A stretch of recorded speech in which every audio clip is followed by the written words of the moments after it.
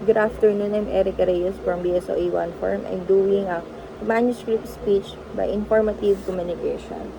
The rights of a consumer.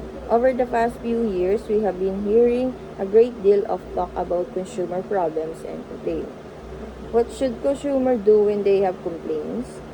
Consumer who will feel that a department store or other retail establishment has not treated them fairly may be torn between a desire for a revenge and the hope that by making a complaint they can get better treatment next time.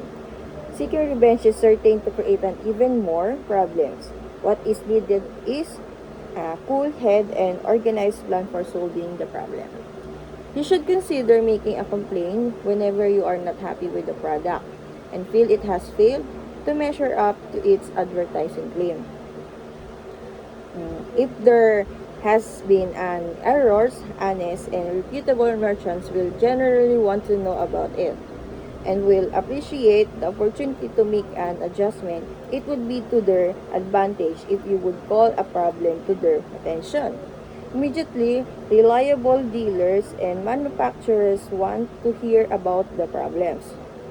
Their manufacturers want to hear about the problems their customers are having with their products. They have devoted time and energy over the years to building their business.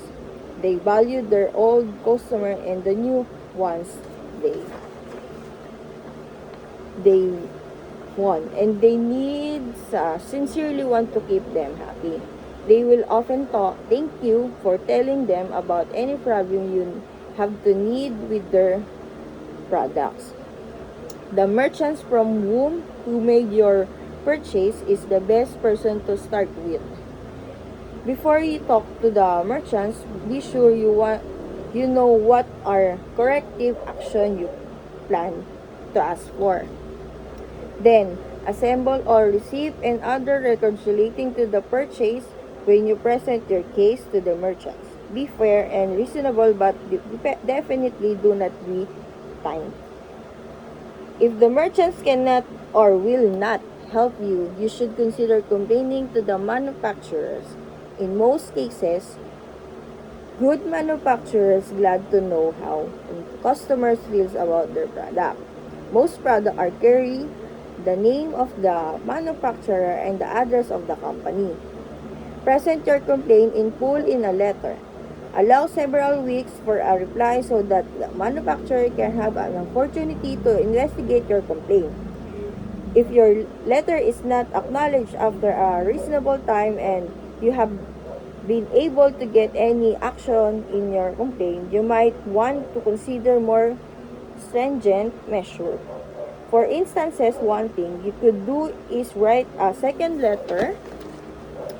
Send a copy to the business or agency that are concerned with the consumer affairs. The agency that most consumer thinks of initially is Better Business Bureau. The bureau, which is well known for its efficiency, handles complaints without charge, but it instant that every complaint be in writing. This helps the staff to be certain that they have the feet straight before they take action on a problem. An important customer problem that is not easy to solve is that of the silent victim. No one can answer the question as to know how many silent victims there are. Many are silent victims. They do not know that they have been deceived. Others do not like to admit that they were victim of a fraud. Still others do not know where to go for help. We suggest it very important that all consumers be urged to make complaints that legitimate and valid. Thank you.